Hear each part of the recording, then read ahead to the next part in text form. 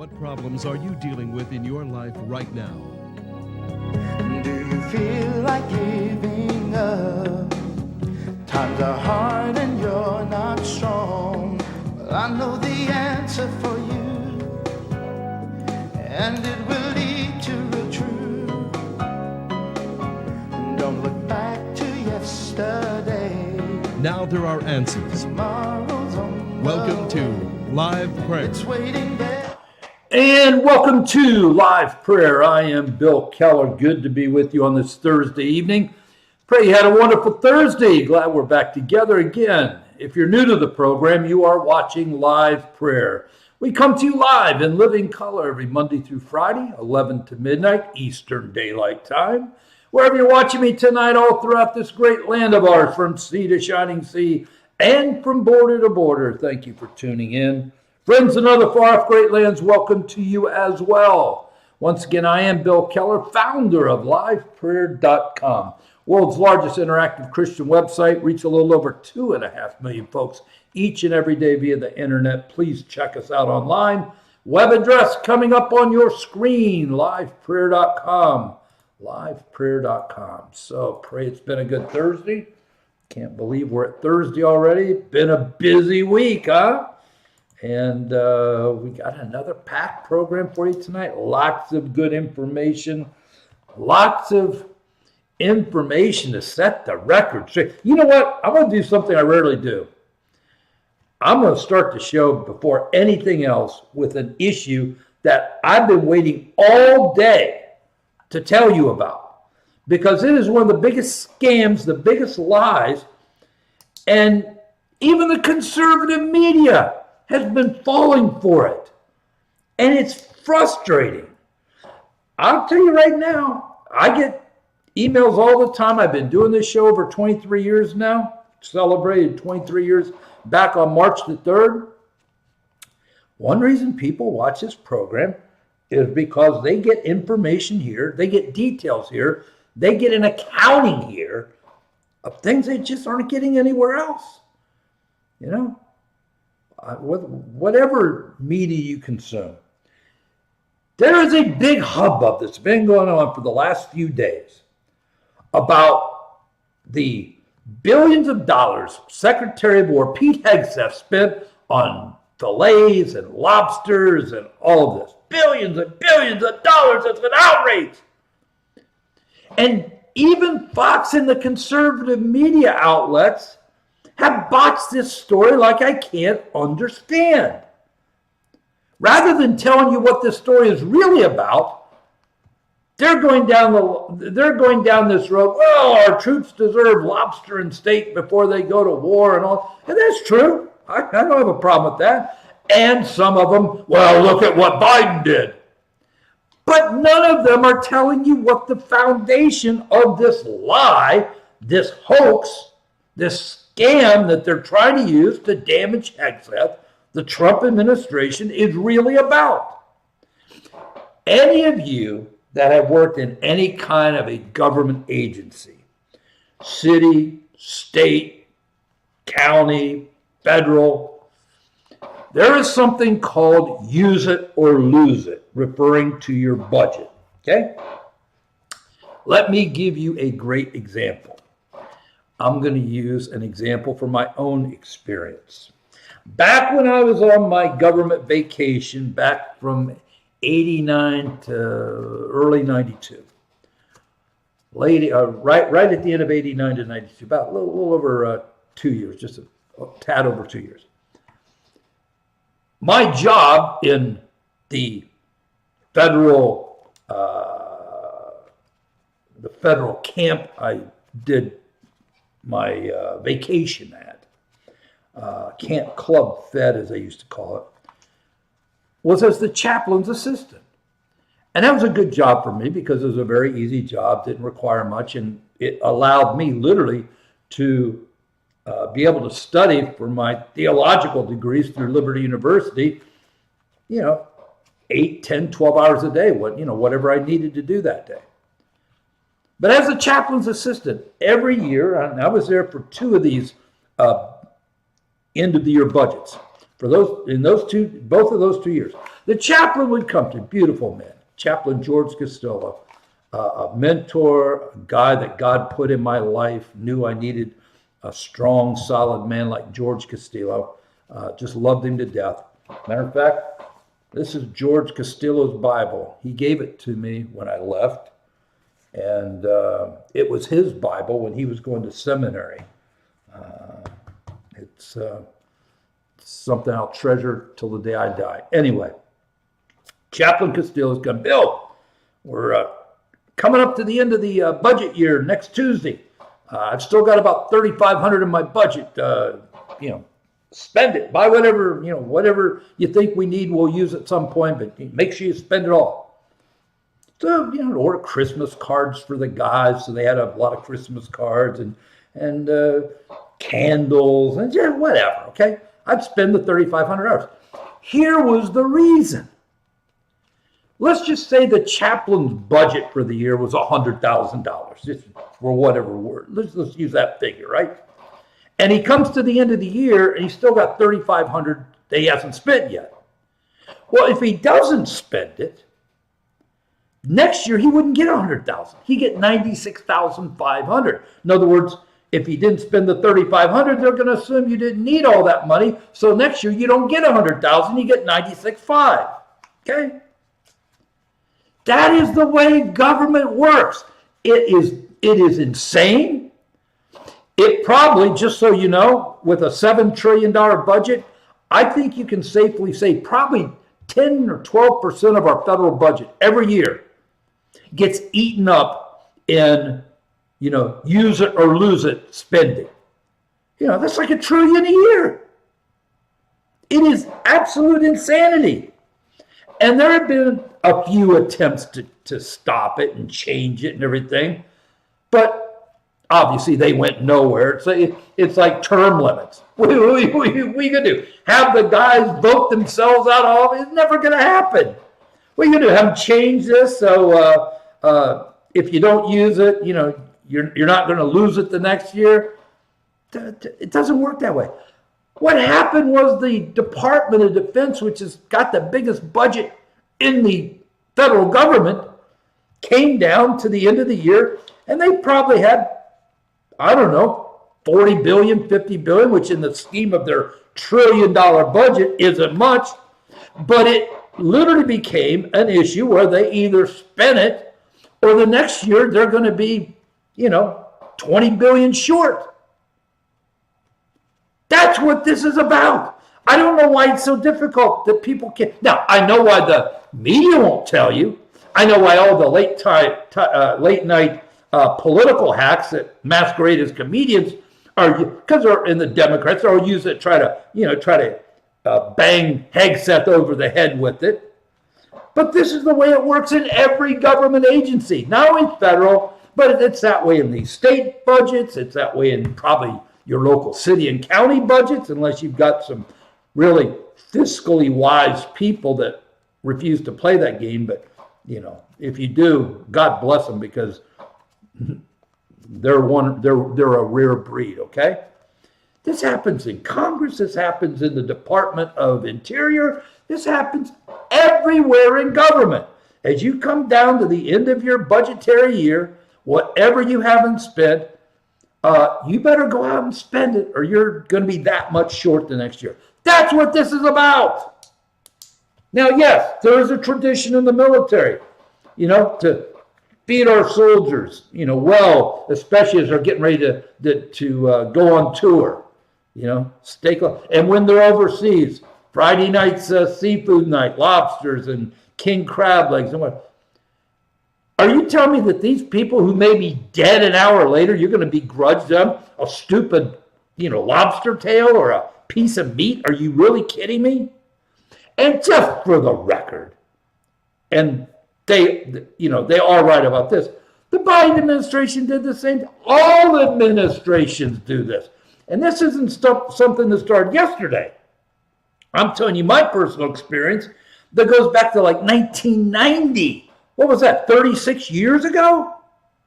And it was going on long before I ever was faced with such a situation. It's just the way it works. It's sick. It's disgusting. And for the record, between that and just out-and-out fraud, which I've always contended is probably somewhere in the neighborhood of $2 trillion a year, that may be a low ball estimate. I mean, it's like half the budget. No wonder we're 37 trillion, overdrawn. So there you go. That's what this is about. And I got to be honest with you, I've never done this in over 23 years of doing it. I've never started a program right into it, but it's been like I've been busting at the seams all day to set this record straight. And how sad is it when a lowly internet evangelist in Florida has to basically do basic information to the audience that these multi-million dollar, billion-dollar news operations can't do. Anyway, 4 things I ask you to do for me each night in this program. First, pray for me in the program. Thank you. Appreciate it more than you know. It really, I really mean it. It means a lot. Second, the Live Prayer Daily Devotional. If you don't get it, go to my homepage, upper right-hand corner. Click on the sign-up link.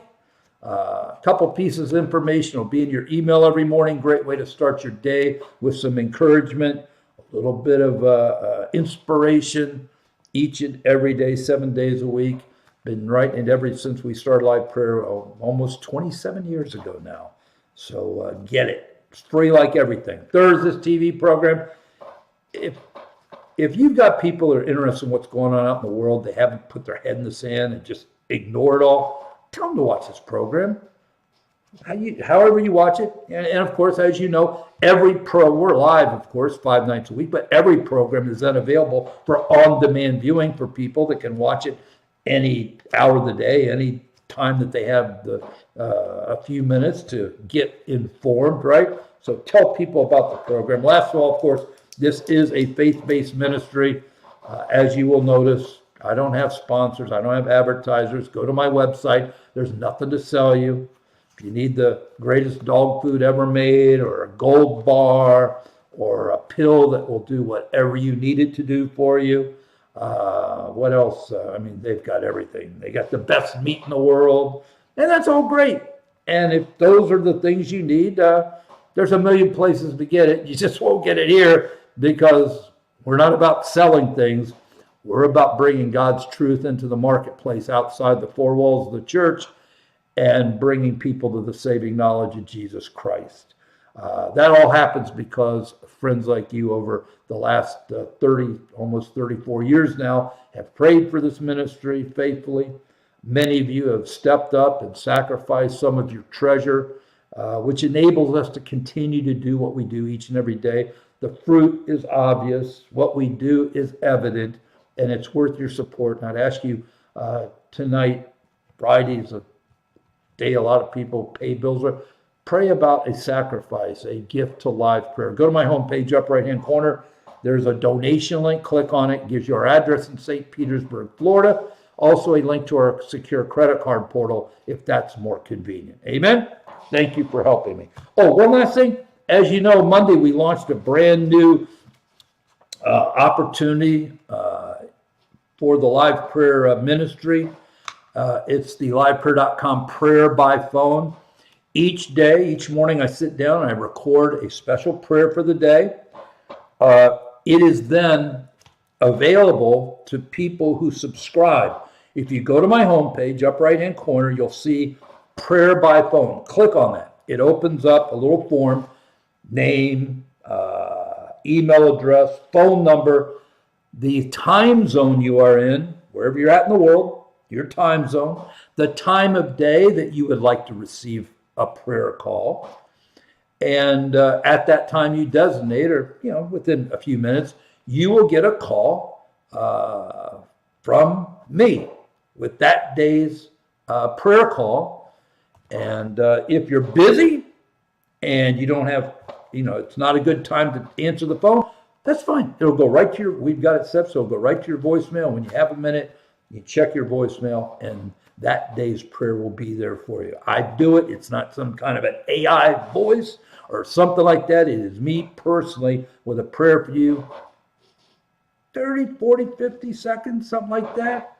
Just a quick moment out of your day to take some time. Each day's prayer is kind of specific to an issue. And it'll be a blessing. We've already had thousands sign up. Again, go to my homepage, upper right-hand corner, click on the prayer by phone and fill out that form, and you'll be all set to go, and I'll start calling you at the time you designate. Amen? Let's pray. Father, thank you for this day. Thank you for this time together once again. Even after all these years, all these many programs, each night is special. Each night is unique. Thank you for the dear friends who join me tonight. I pray for them. I pray for their families. I pray for their loved ones. I ask God that whatever needs exist, that you will meet those needs for your glory. Thank you for this day that you've given to us. Blessings throughout. And Lord, we just ask that you guide us through this time together tonight. Open our minds. Help us to hear and receive from you tonight. In Jesus' name, we ask and pray. Amen. Now, last night, I'm just going to hit this real quick. I told you about the evil plan of Senate Majority Leader John Thune. And it is an evil plan. He has no intention of passing the SAVE Act. He could do it by getting rid of the filibuster. He refuses to do that. Now, he's going to make a show next week where he will bring it to the floor, but there's only 53 Republicans. And not all 53 Republicans are on board. But even if they were, you'd still need 7 Democrats. And there's not one Democrat that's going to vote for this, okay? So it's going to go down, and he's going to say, oh, I tried. He didn't try. If he wanted this to get through, he would end the filibuster and not only get this through, but then plow through all Trump's bottled up judges, U.S. attorneys, people that are still waiting for confirmation for various agencies. He can clean it all up, but he won't do it because John Thune is under the thumb of Mitch McConnell, and they're both under the thumb of the billionaire donor class that funds the Republicans, and they hate Trump. They probably hate Trump worse than the Democrats. That's not, that's not anything, that's not an overstatement. And they hate you. They hate the people. And both parties, they all hate the people, of course. They want you to send them money. They want you to knock on doors to get people out to vote. They want you to vote. And then they want you to sit back and shut your mouth because you're too stupid to know what's good for you. And then the next time elections come around, they'll want your money again. They'll want you to knock on doors. They'll want you to go vote for them. And then they'll want you to sit down and shut your mouth again. That's reality. But here's the evil in John Thune's plan. He is going to be fine, and he will do all he can to make sure that the Democrats take back the House and Senate in November and then take back the White House in 26 or 28. You know why? Because this will finally be the end of Donald Trump and all of those, that 70-some million, 75 million MAGA, America First nationalists that are interfering with how they want to run the country. And he's going to let the Democrats bring the hammer down. Trump will be impeached over and over in his last 2 years. They're going to put every one of his cabinet people under the gun investigations. And then if they get the White House back in 28, they'll control the FBI, the DOJ, the CIA, all the agencies. And they'll make what they tried to do to Trump after Biden took over in 21. They will make those 3 years look like choir practice. They will seek and probably succeed because of a corrupt judiciary and criminal justice system. They will seek to bankrupt him and put him in prison for the rest of his life. They will seek anybody within his orbit is gonna get paid back royally. And what they did to those January 6ers was just an appetizer to what they will do once they get back power of the government again. That is not fear-mongering. That is fact. And Thune is going to help them all he can because they want their party back. They don't mind being in the minority. They just like being in the game. And of course, they're not worried about anything because, they're kind of isolated. That's the evil. That's the evil. By the way, speaking of Thune, they did try again to get the government opened up today. Of course, that failed miserably. The Democrats won't open the government. Now, the government's open except for DHS. They tried to fund DHS, so the whole government, TSA's back working, the Coast Guard, FEMA, everything's fully funded. Democrats refuse, number one, because they hate the country, and they demand changes to ICE. In other words, they want ICE to leave the illegals alone. That's what it's really about, folks. Don't you doubt me. That's exactly what it's about. Of course, Schumer's trying to keep his seat.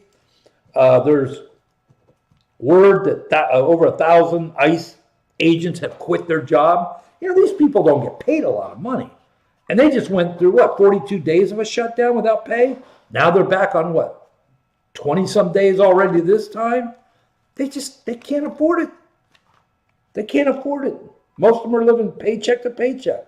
They just simply cannot afford it. So that has failed again. I mean, the whole thing is just disgusting. It really is. How they've, the whole system. So let's see. Let's talk about Iran, okay? Let me start with something that happened earlier in the week I haven't had a chance to talk about, and that's the Iranian women's national soccer team. They were at a tournament in Australia when the whole war broke out. Now, some of the women didn't want to go back. They wanted to receive asylum. Initially, the globalist prime minister of Australia refused to let any of them stay in Australia. Trump said, fine, we'll take them. Whoever wants to asylum, we'll give it to them here in the United States. Shame the Australian guy into changing his position. He said, well, fine, we'll take whoever wants to stay. Most of them went back to Iran. And I'll tell you why. Because I've watched this asylum of athletes over the years, whether it be Cuba, North Korea. I've watched these defections. And in some cases, they put their families in jail. They torture their families. I mean, it's terrible, the pressure that these athletes are under. They have a taste of freedom. They don't want to go back to that oppression. But again, there's a price to pay in many different ways. They can never go home again. That's for certain. They'll never see their family again in many cases. 5 of the Iranian women refused to go back and have asylum in Australia. Now, pray for them. I mean, these are brave people, extremely brave people. But I wanted to mention this tonight too for one other reason. You've got this radical lesbian women's soccer player who, in all honesty, was a really good athlete. I'm talking about Megan Rapinoe of the U.S. women's soccer team. Won some world championships, great soccer player, but she's a horrible human being. She's in a fake marriage to a former great women's basketball player, former WNBA star Sue Bird. They're in a fake marriage. They act like they're married. Of course, marriage is a man and a woman. It always has been, always will be. But she was so boisterous, so loud about the men's hockey team for going to the White House, called them clowns. Oh, the clown invited you, you went, now you're a clown. I mean, she's nasty, a nasty woman. And a lot of these radical lesbians are, just like a lot of radical homosexuals are. But set that aside. Guess what? She hasn't said a word about these brave Iranian girls. that have given up their life, given up their family, given up everything they've known to be free. Yeah. Of course, that doesn't fit her political agenda, so she doesn't even talk about it. Each night I've been giving you the important financial numbers just so we can keep track, because of course the media's doing everything they can to scaremonger. And this is kind of what I did all through COVID, starting almost day one back in January of 2020, when it first, was on the radar scene and in the news daily. How the media was lying to people, intimidating people, scaremongering people. Oh, there's 1,000 new cases, everybody's going to die. At least that's what they want you to believe. The fact that Fauci and some of these other people involved in that horrible crime, which is literally what it was, Burks, all those people, they should be in prison, especially Fauci. Anyway, oil did bump up about $10 overnight. That's, again, a lot of fear in the markets about, are they going to be able to get the oil moving through the Straits of Hormuz? I guess they hit an oil tanker that was actually in the outside the Straits of the Hormuz, right? And so there's a lot of fear, and fear moves the numbers up, but it's still not too bad. I know it bumped up to 100, came back down. And don't forget, when all this started, oil was in the low 60s. So, it's 50% higher. No denying that. No denying it's going to affect gas prices here and, everywhere for a while. And really, don't forget this. At this point in time, because they cannot win or even fight militarily, this is really one of their only weapons to try to push oil up. They'd love nothing more to see oil at $200 a barrel, because they know it would be a political nightmare for the U.S., Israel, other countries. That's their goal, just so you understand their goal. It's not going to happen, but that's what they would love. The Dow was down again today. It's sitting right now about 46.7. Again, that's only $3,300. Once there's some stability, it will gain, or 3,300 points. It will gain back those 3,300 points. And like I've always told you, this is the key.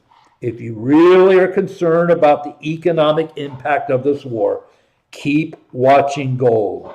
Even with oil spiking, even with the Dow taking another, 500 point hit or so, gold didn't move. 5,100. Boom. Hasn't moved. It was trading between 48 and 51 when all this started. Really, 6 weeks or so before this, gold had actually bumped up to $600. Yeah, it came back down into that 4,800, 5,100 trading range. But it's at 5,100. Like I told you, if you see gold starting to spike 6,000, that's a little cause for concern. 7,000, 8,000. Okay. Now there is some real economic damage being done. As long as gold's sitting in that, I would say, if gold's staying under 5,500, the economy is going to bounce back really quick once they get some of these security issues taken care of, get these oil tankers moving through the straits. Again, they attacked somebody's tanker in the Persian Gulf last night. That's, not good. One tanker is no big deal, but that's not good. As long as those kind of attacks, aren't happening on a daily basis, we're going to be fine economically. We're going to take a little hit at the pump, but what's this? This is March. As long as Trump can get this wrapped up by the end of April, there's so much oil in the system and out in the global sphere now, especially now we control Venezuela's oil. We are not just energy independent here. We're energy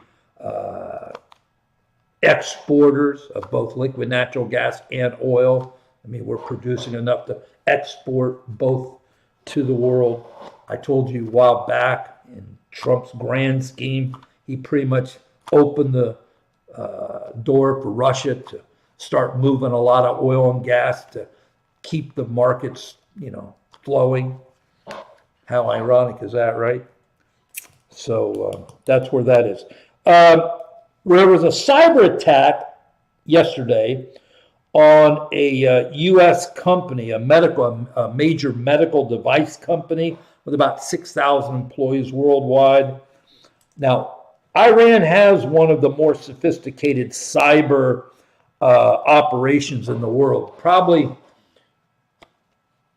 Iran and Russia and China, they're kind of like at the top of the heap as far as nation states that, use cyber as a weapon. North Korea a little bit, but Iran, Russia, and China are the three big ones. So that is, again, another way that Iran's going to try to fight back a little bit. But, hacking into one medical device company isn't anything to be worried about or a game changer, on the fact that that threat is out there. And again, don't forget, their goal is to upset the global financial markets, and that's the only way they can fight back after we destroyed their Navy, their Air Force.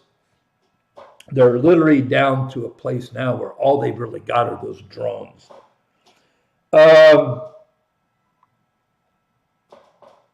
Let's see. Senator Mark Kelly. I was thinking the other night, what happened to him? Of course, he's got a twin brother. They were both astronauts. We've always treated our astronauts as heroes, and rightly so.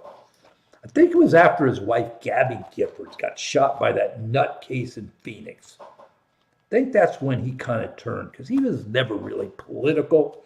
He was, kind of down the middle. I mean, he's always been a Democrat and a liberal, but, he kept his mouth shut.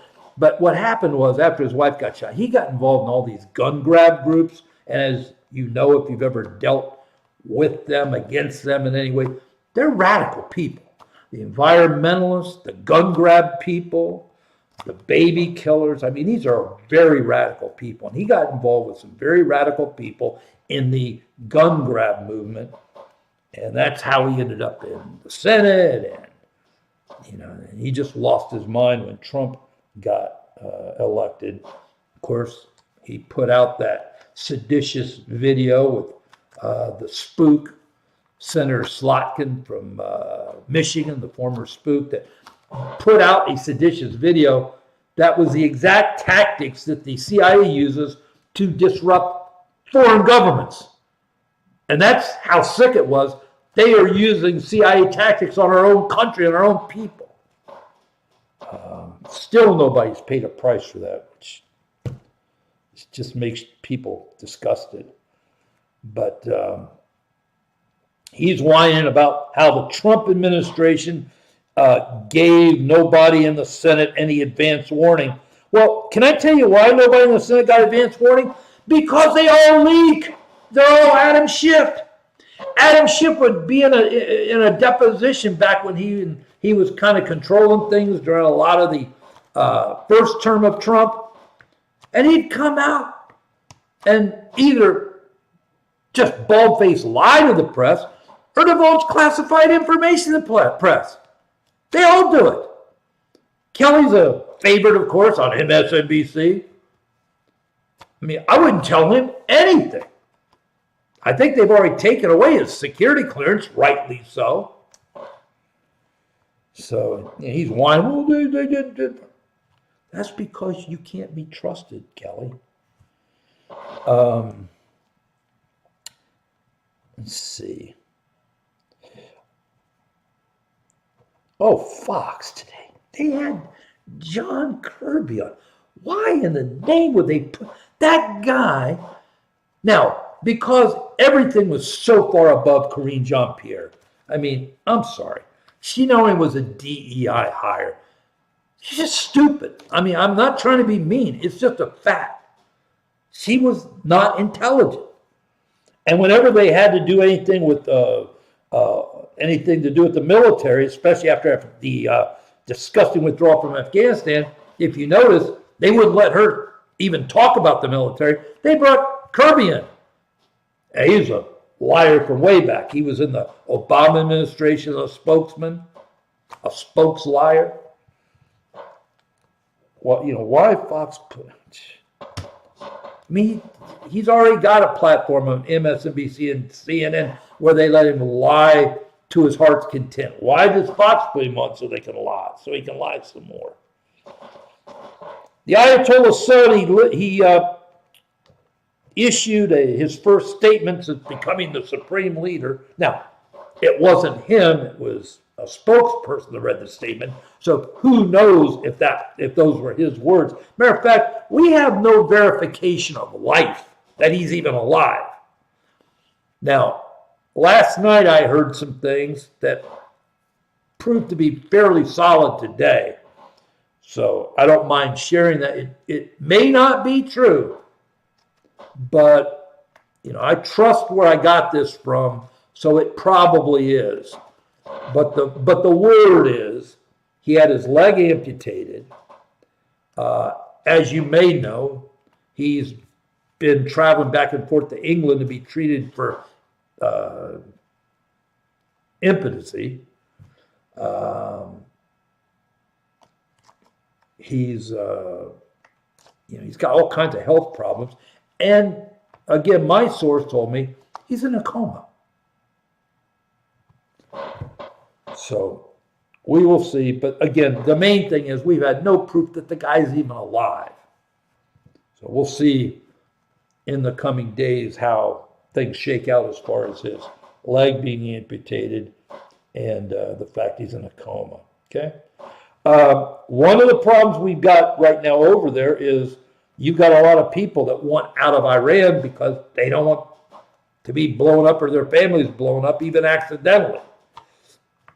So you got several million Iranians that have fled to Syria and to Afghanistan. And right now it's not too bad, but that could become a real problem if you get more and more people. Don't forget, you got 90 million people in Iran. 90 million. It's a big country. And again, the U.S. and Israel, they have been as tactical as any military operation could have ever been in the history of this world in terms of being very targeted. Now, one of the problems, like I've told you a couple times now, is that one of the big, one of the ways Islam is very just sick and disgusting is to protect their operations. They'll move operations into the basement of hospitals, into mosques. They'll store weapons in schools because they know the West has a conscience, or at least some ethics that they obviously don't have because they're just indiscriminately going after civilians. So you're going to have more and more people leaving. Now, I can tell you one place that they're not coming, and that's the United States, and we're going to get into that in a second. So hang on, because I have some pretty strong things to say about Muslims in the United States. By the way, the White House finally confirmed what I told you 2 nights ago, because there's been these reports that Iran had drones that were targeting California. That is a bold-faced lie. Was never true, is not true. Okay? Just isn't. And again, there's so much propaganda out there. And this leads me to something that I've been talking about pretty much every night since we've been covering this war, going back to a week ago Monday, the first night we started covering it, and how absolutely despicable and disgusting our media is.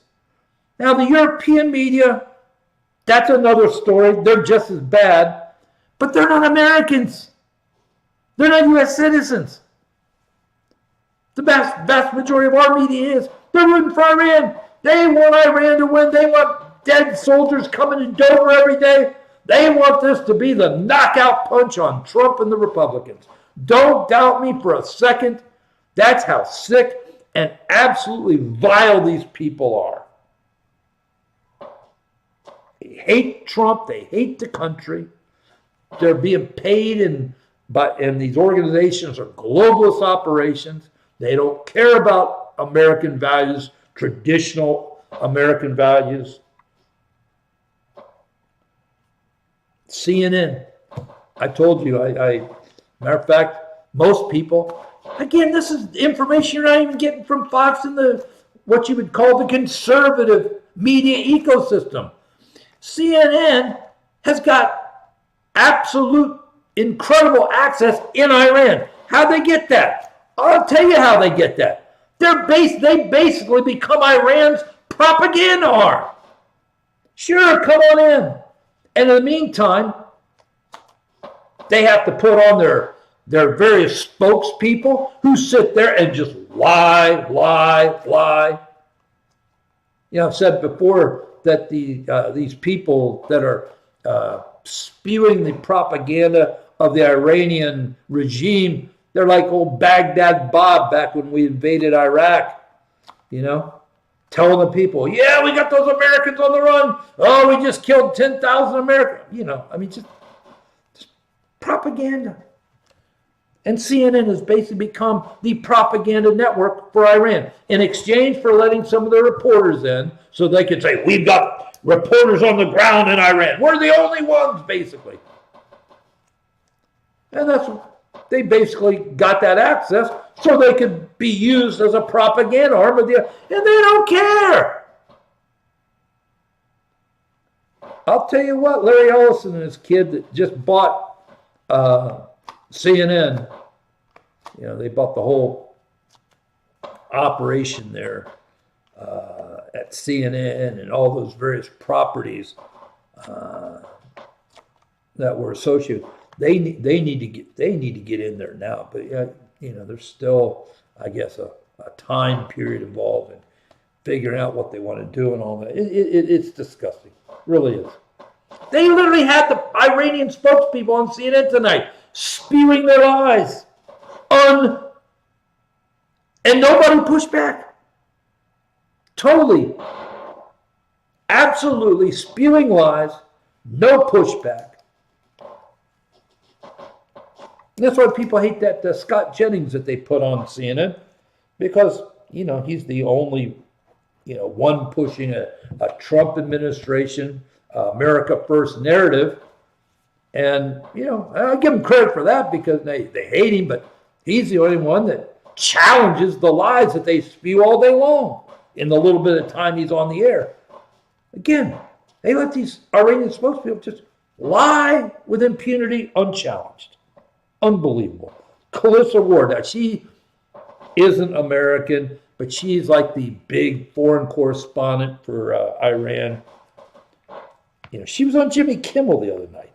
And again, we know that all these fake comedy shows at night are nothing but political propaganda operations for the Democratic Party, and they will do anything to hurt Trump, hurt the America First movement. And they put this Clarissa Ward on because she's in Iran. And she just, the lies are just disgusting. 20 million illegals are in this country thanks to Barack Obama, but under the Biden-Mayorkas regime, only God knows how many of those are Iranians. And if you think for a second they're not here, you better wake up. Now, Trump tried to reassure people that they've at least got a fairly good handle on, you know, where some of these people are, because it's come up. What about these sleeper cells that might be activated, trying to, execute some kind of like a 9/11 type of attack on our homeland? And I told you early in the illegitimate Biden presidency, as he was opening the borders, that it was never a matter of if we were going to take a hit by Muslim terrorists. It's only when. And I'm not talking about the onesies and the twosies and the little, the homegrown radicals, or even the ones that are here from Islamic countries, but lone wolf type operation. I'm talking about a massive, major terror event like 9/11. All we can do is pray, folks. And lastly, we've got a refueling plane that went down over Iraq. Now, that was over some friendly airspace. Pray tonight for the 6 crew members. We still don't know what's happened to them. Hopefully they were able to parachute out. Again, they were in over Iraq in what would be considered American, territory we control. But we haven't heard anything, so let's just pray. Mass deportation. Now, the White House has been listening to some of these, morons that probably consume too much of the media, the corporate media, and the White House is getting very shaky now about talking about mass deportations. Of course, initially it was, and just for the record, that's what nearly 80 million people voted Trump in office for. We want them all gone, everyone.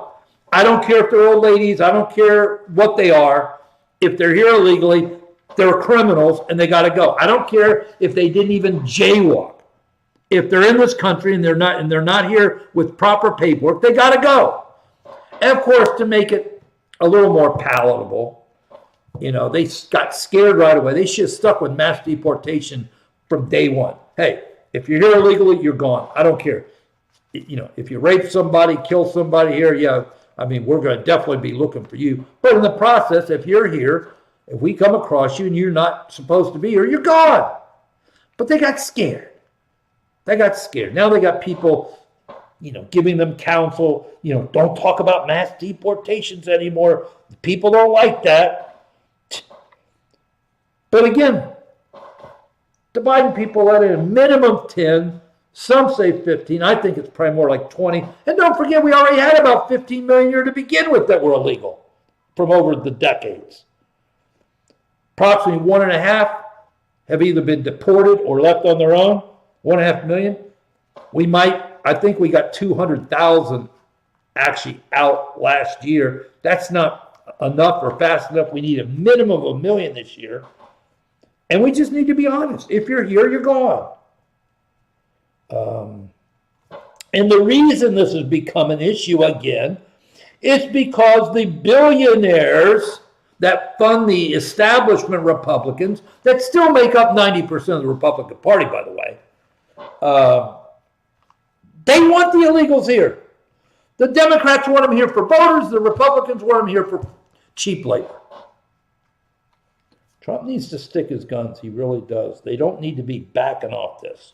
They really don't. The Islamification of this country is a very real thing, my friend. Very real thing. They have targeted Texas. I told you they've got a couple hundred mosques in North Texas, opening many in Texas every week. Mosques, not Baptist churches, to mosques. Of course, we've seen what they've done to London and Europe, a complete takeover. They're not too bad in Florida. Obviously, we know they've got a big established hotbed in Dearborn, Michigan, outside Detroit. Obviously, we're very familiar with the Somali Muslims in Minnesota.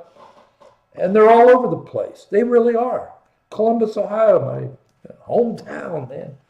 Lots of Muslims in Columbus. Somalis, too. They got a big Somali population there. But Texas, they're in Texas trying to change history. They're going in there trying to change the school books to basically rewrite history, to try to teach people that Muslims were some of the founding members of this country. It's insane. And you know what it is? CARE, Council of Arab Islamic Relations. Council of Arab and Relations. Arab is like Council of Arab Islamic Relations, CARE. Now, Texas has declared them a terror group. So's the FBI. It's really, and they've got a lot of money behind them. And listen, I started fighting with CARE in 2003, and it was very visible on this program. That's ultimately between CARE and not accepting that two men isn't a marriage, and the fact that Mormonism is a cult from the pits of hell. Those are really the three things that put me on the Southern Poverty Law Center hate map back about 15 years ago. But I was fighting CARE 26 years ago, or 23 years ago. And let me tell you what happened. Right after 9/11, maybe weeks after 9/11, George Bush had this address to the nation. And for a good 20 minutes or so, he lectured the nation how we need to be kind to our Muslim neighbors. That those Muslims that flew the planes into the towers, they were the bad apples. That most Muslims are nice, friendly, peaceful people. What a load of garbage, okay? And he literally put everybody on notice. If you said anything about Muslims, you were a hater. You were a hate monger. Matter of fact, the UN, which is worthless, and why we're still there, why we still let them even occupy those buildings in New York, I don't know. But they just condemned Trump as a racist and a racist and a purveyor of hate speech and a human rights violator because of how he treats and talks about Muslims, and because we closed our borders to poor people that need to come to this country for a new life. The UN's just a nightmare. But in the aftermath of Bush putting everybody on notice, if you said anything about Muslims, you're un-American. But then, what happened after Bush? Oh, that's right. 8 years of Barry Soetoro, a.k.a. Barack Hussein Obama. Oh, my goodness. And like I warned you and have educated this audience for over 20 years now, Barry put Muslims in every nook and cranny of the government, man. And many of them are still there. Okay? 18 years later, some of them have risen to some good position. Hard to get rid of them, because if you say anything about Muslims, if you try to get rid of them, you're an Islamophobe. You're violating our religious rights. And that's a lot of the arguments they're using right now in places like Texas to expand their reach. But Obama, basically his Iran nuke deal was nothing but a gift to Iran to be able to actually get a nuke. And in the meantime, here's $1.7 billion in cash, for your troubles. And of course, Trump tried to push back on a lot of that with the Muslim ban and other things. But then, of course, they stole the election. So then you had the illegitimate Biden regime in there, which was run by Obama again. And the first thing they did was take off all Trump sanctions. They were getting, I think they got 5 or 6 hostages out of Iran, American hostages, paid $1 billion each. That was the price. Of course, then the open borders. God knows how many Iranian intelligence assets are in this country after we open the borders. There is a Muslim takeover of this country underway, whether you understand that or not, my friend. And I hope you do. I hope you do. Because they're serious. And like I said, I was battling CARE back in 2003. Badir, what was his first? I don't know, Badir. He was the head of CARE in the Tampa area. Man, we went out, we were on TV. And of course, he loathed me because I called Muhammad exactly what he was, a polygamous, pedophile, who was about war, murder, and terror. And that's exactly what he was. And of course, that drives him crazy. And by the way, if you want to argue about him being a pedophile or not, if you marry a girl who's 6 years old and consummate that marriage when she's 8, you're a pedophile. Sorry. And I've always said that Muslims are going to be the trigger that's going to open this country up to legalizing pedophilia. Because as far as, that's part of their religion. It's part of their religion. And you're going to get these sympathetic courts in places like California, whatever, and they will decriminalize adult child sex. And I always told you, the other thing they're going to use, Judge, look how many pedophiles are in prison. Look how many pedophiles are arrested every year. Look how many people, access pedophilia. It's natural. They're going to use the same argument as homosexuality. You can't choose who you love, Judge. It's human nature. Sex is part of our biology. It's normal. Years ago, it was common for men to have young girls as wives, and they'll use current day Islam where they do marry children. I'm telling you, anybody who thinks that pedophilia isn't going to be legalized in this country very soon, and of course that'll lead to adult child marriage, you can keep denying it all you want. It's here. It's here. Let's see. Where do I want to go? By the way, as long as we're on Islam, let me just hit this too. The Muslims have done a very good using our legal system to push their religion on the country because the liberal courts are afraid to oppose Islam in any way. Again, they got lots of money. And they'll cry, you're depriving us of our religious rights and everything. The point I want to make is if you're a Christian and you try to, push your faith into the mainstream, they're going to shut you down. Separation of church and state, which of course doesn't exist, but they'll use every argument in the world to block Christianity from being effectuated into the mainstream, while basically bending over backwards to effectuate Islam as mainstream. You have school districts all over this country. They're celebrating, Muslim holidays, and some of those school districts have actually quit celebrating Christmas and Easter and other Christian holidays. I'm not kidding you. Then you had a car rammed into a Michigan synagogue today. Guy had a rifle. By the grace of God, nobody was killed. A security guard, they had paid security at the synagogue.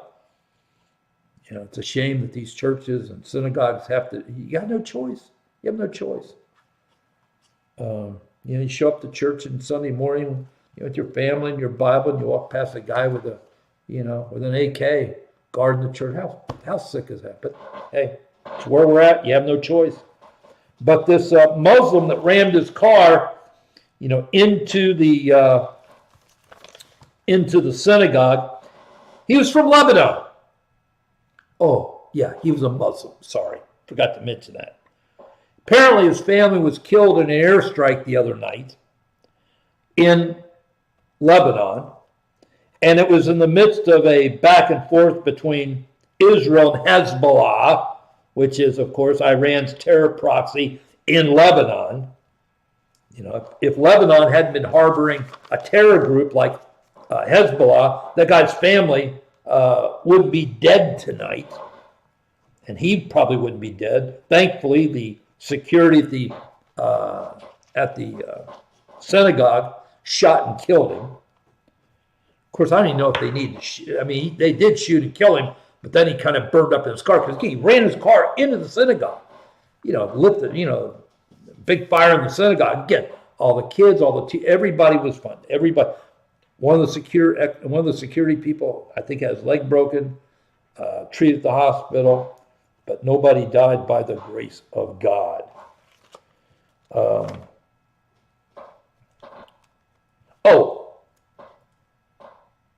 Let me teach you something tonight.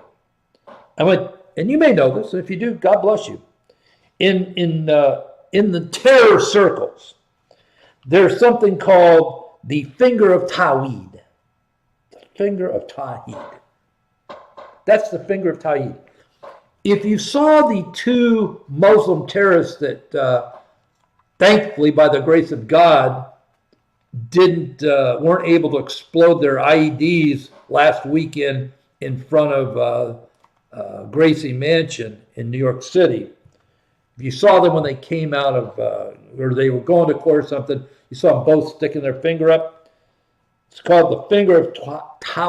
Tawheed is the English pronunciation, Tawhid. And it's a sign of ISIS. It's a sign of oneness with Allah, and it's also a slam on Christianity because of the Trinity. So whenever you see a Muslim, with his index finger, it's called the finger of Tawhid, and again, it's a sign of solidarity with ISIS. Okay. Speaking of ISIS,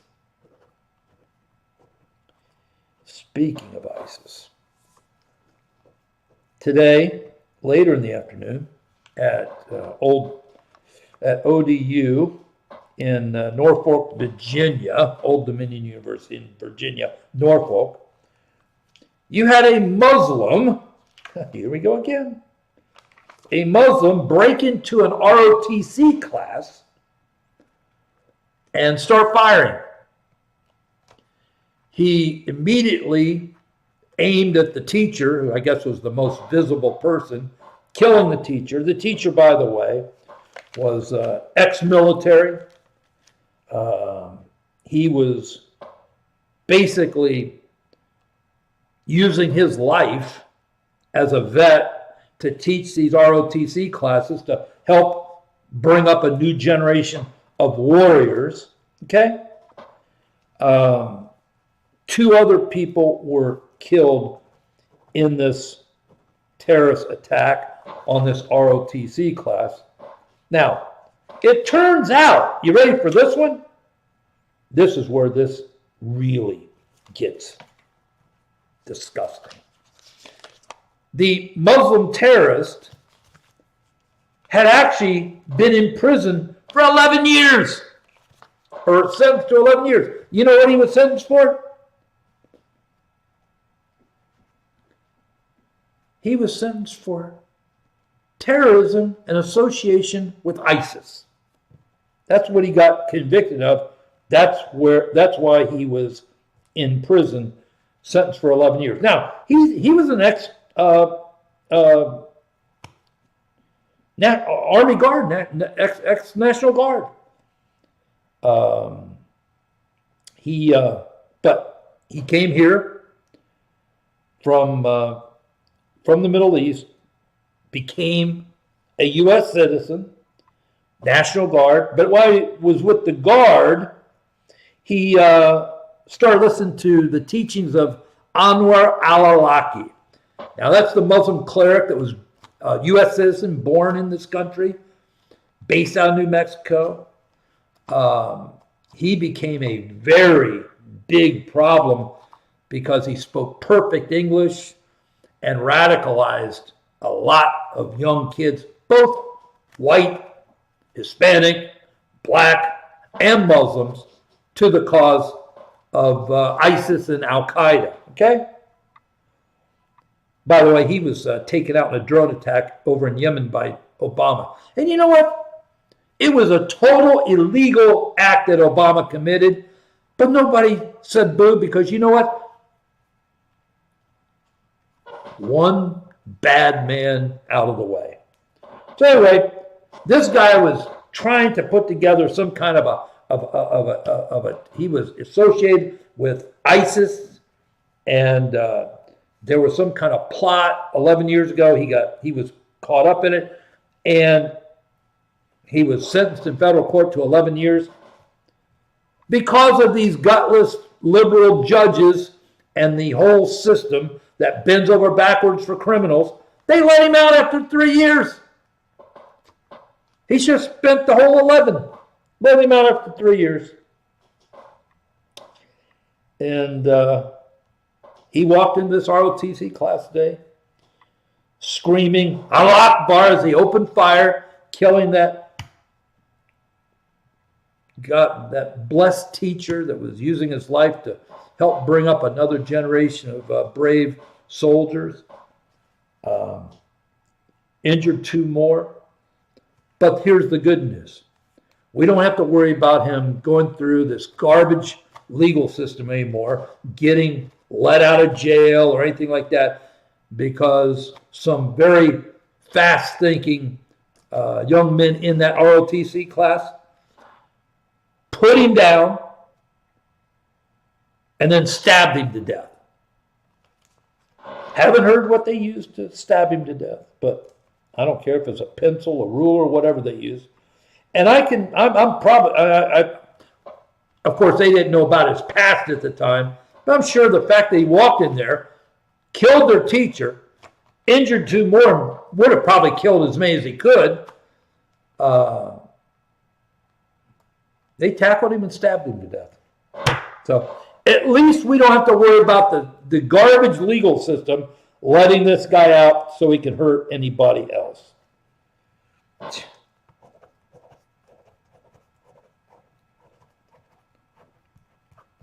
Tomorrow night, I'm going to expand on this legal system. It is just disgusting.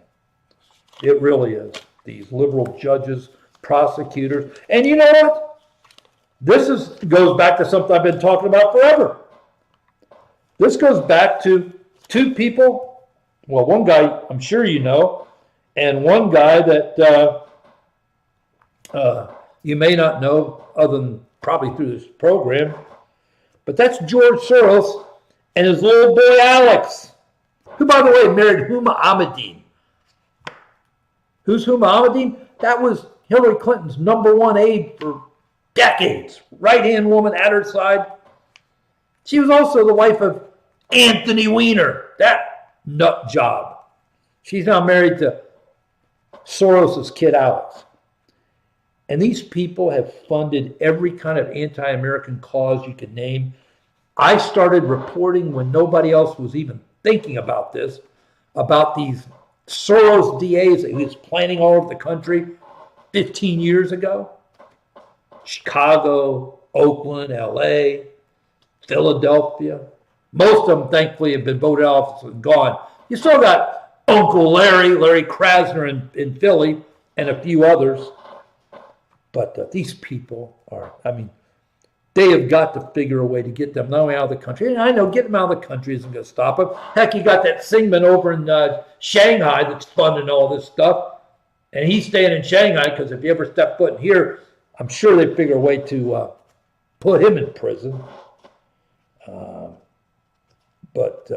And these judges, a lot of these radical, don't forget, most of your county, city, state judges, they're all elected, which means they got to raise money and stuff. So you got all kind of Soros judges all over the country. Him and his little boy are just 2 of the most disgusting human beings on the face of this earth. They have done so much damage to this country, it's not even funny. Not even funny. Joe Biden's memoir is coming out. I'm sure you're excited. And in that memoir, I know it's been very serious tonight. I want to give you a chance to just laugh a little bit, okay? In that memoir, Joe Biden claims that Joe Biden unselfishly decided not to run for re-election. Now, you want to talk about rewriting history? Joe, that's not kind of how it went down. Obama said, that's it. Nancy said, you're done, Joe. It wasn't him unselfishly stepping down. He was forced out. Oh, and then you got Zelensky. You know what? I told you one night this week. I think before the end of April, maybe some of this before the end of this month, I think you're going to see the United States controlling Cuba, just like we've got Venezuela, and that's after 60 years of the godless, satanic Castro communist regime. We're going to have Cuba and open it back up to the world, to its people. I think by the end of April, because of the need for energy, Denmark is going to throw up their hands and pretty much allow Trump to do whatever he wants with Greenland. I can see both of those things happening. And I believe you're going to see the end of Volodymyr Zelensky in Ukraine.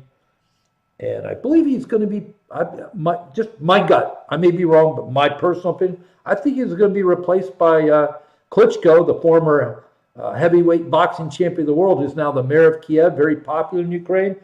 And I promise you, within 24 hours of Kiev taking over, there will be a peace deal and that war will finally be over. By the way, Zelensky is all over social media like a 13-year-old girl, whining and crying. He's out of the spotlight. Nobody's giving him money. Nobody wants to hear his nonsense right now. Everybody else is worried about their own problems. Europe needs energy. Okay?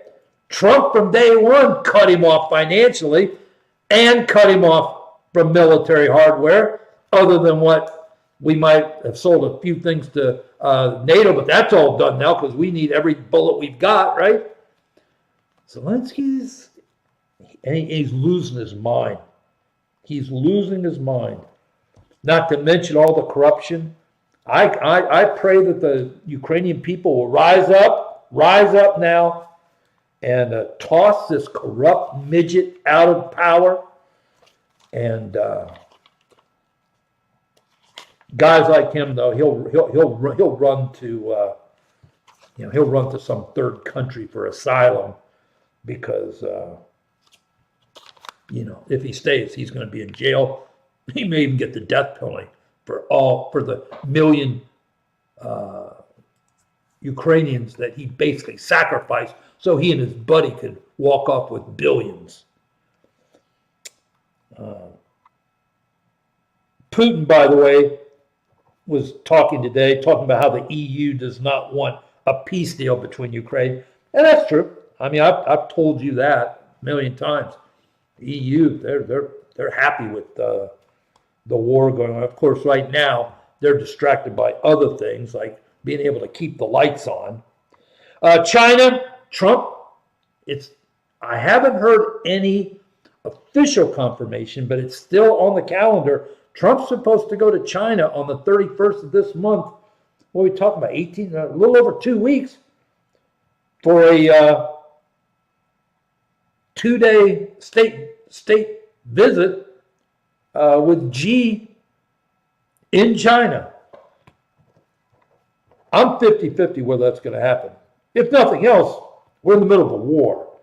I don't know if Trump's going to leave the country. We'll find out.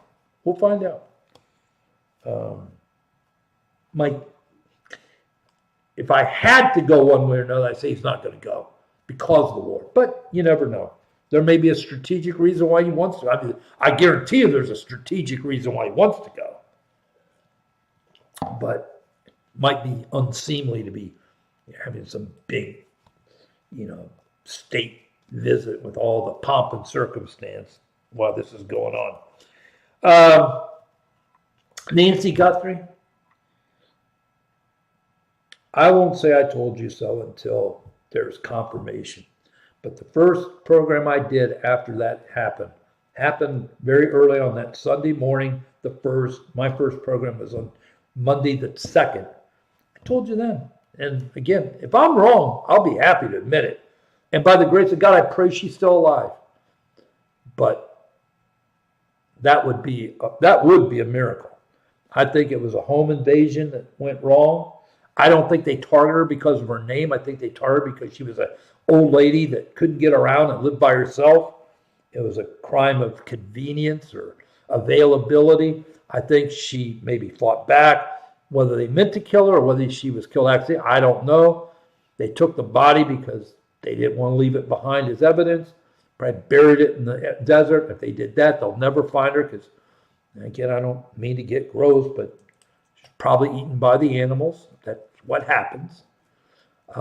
And I've always believed with all my soul that these were illegals. And that even makes me wonder, even if they figure out exactly what happened and who did it, whether they'll even do anything. Because if she's dead, you know how much they love their illegals in this country. I'm just saying. You know it and I know it. They love their illegals. And boy, what a story that would be. Illegal. Especially, she works for where? Oh, that's right. NBC Today. And there's hours of, clips of Savannah Guthrie basically, ripping ICE and ripping Trump and sympathizing with the illegals. I just wonder what her opinion might be if that's how it turns out. I don't know. But as you know, that has pretty much left the stage. It's no longer even being talked about. Couple more things and we'll be done. There's a bill in the Senate to ban the abortion pill. And I told you the night that we overturned Roe versus Wade, after 49 years of prayers and money and marching and everything else, that it was a great thing that our government was no longer in the baby killing business. But as far as the war on the killing of babies, it was nowhere near being over. And the big problem now was these home abortion pills, which got very popular during COVID. And now over 65% of abortions are done by these pills. And I've heard it could be 80% within the next few years. What a great deal for Planned Parenthood and these baby killing machines. They don't even have to get their hands dirty now. Just the pills cost as much as the procedure. Sell them the pills and let them go do it at home. And if in the process of miscarrying your baby, you bleed to death, oh well. Very, very disgusting. By the way, don't expect that bill to do anything in the Senate or the House, because the sick fact is the abortion industry puts just as much money in Republican campaign coffers as they do Democrats. That's a fact. Sorry, it just is.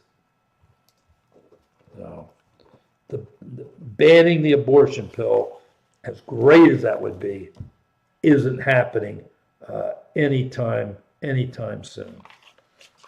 Let's see. I think I've got one more thing I want to tell you about tonight, and then we're done. Senator Markwayne Mullins of Oklahoma, he's got his confirmation hearing to be the new DHS secretary next week. That should be interesting, since I'm sure one of the big issues is going to be the fact that it's not being funded right now.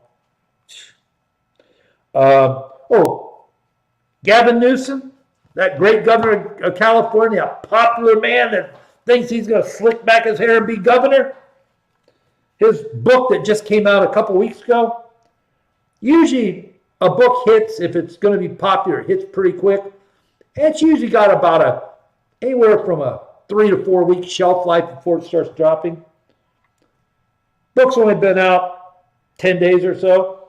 It's already down to, it never popped to begin with. There was never like a big, never like number one, never even in the top. It's never moved past the top 300. Today it's at number 407 on the Amazon list. And he thinks he's going to be president. It's unbelievable.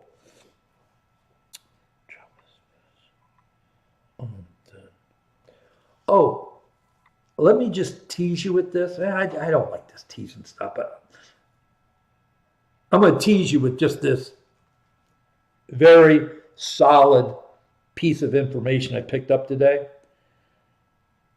as we've been talking about, Trump wants this Save America Act through. Thune isn't going to do it. Thune isn't going to do it. Very good source that Trump has the goods on Thune and other senators that are blocking it. Don't forget, Tulsi Gabbard is the director of national intelligence. She has access to all kinds of stuff. Apparently, Trump has some files. And he's been bringing some senators in. I don't think he's brought Thune in, but he's been bringing some senators in. Probably friendly to him, that he shared those files with, or at least let them take a look at them. I mean, let's just be honest. I mean, it's dirt, okay? I mean, that's the only way you can, I mean, there's no other way to call it other than he's obviously got some dirt. Now, is Thune going to cave to it? I don't know. Is this really true? I can't sit here tonight and tell you it is, but where I got it from, these are really plugged in people.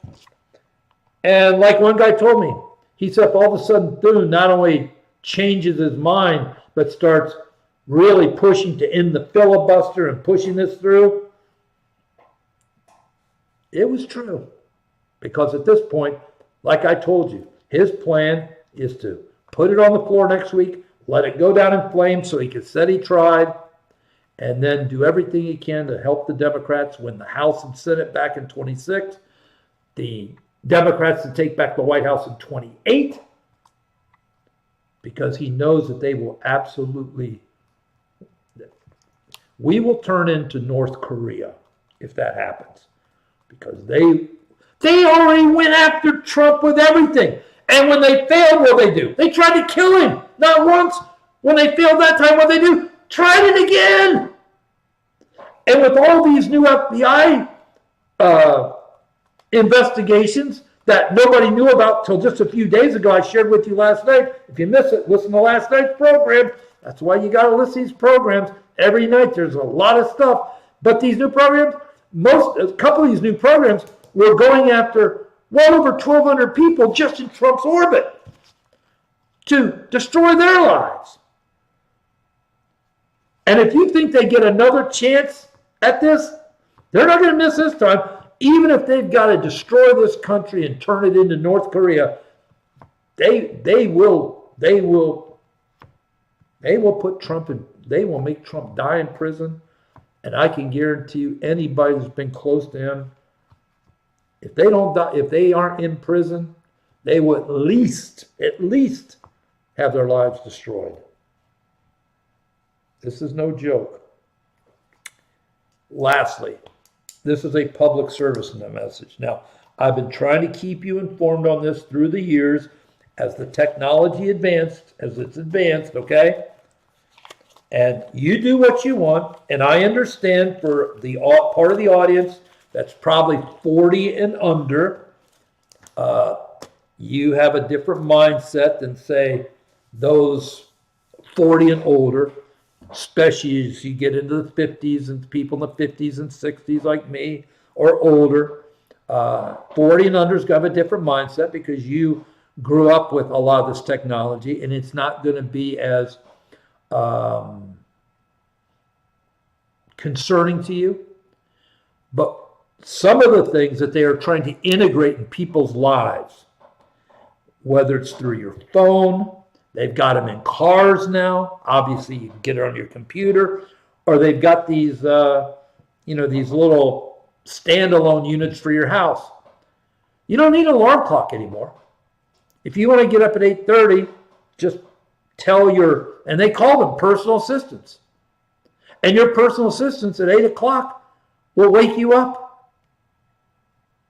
Sit by your bed. Hey, Bill, it's 8 o'clock, time for you to get up. Oh, by the way, Bill, while you're, kind of waking up and everything, you've got, this is on your schedule today, this on your schedule today. What do you want for dinner tonight? Would you like me to make reservations for the baseball game tonight? I mean, it's literally a personal assistant, okay? And like I said, comes in many. Alexa from Amazon's the most popular one. Matter of fact, they got commercials all over TV about the Alexa one now. But there's a lot of them. There's probably a dozen out there now. And again, you can get them for your phone. You can get a little, like, it looks like a flat alarm clock that sits by your bed, and it's your personal assistant. And it talks to you. If you don't speak English, they'll speak to you in Spanish. I mean, it's a personal assistant. The reason I'm mentioning this to you, again, cars have them now. You can get them on your phone, the reason I'm mentioning this to you is I don't want you to, and do whatever you want. It's your life, not mine.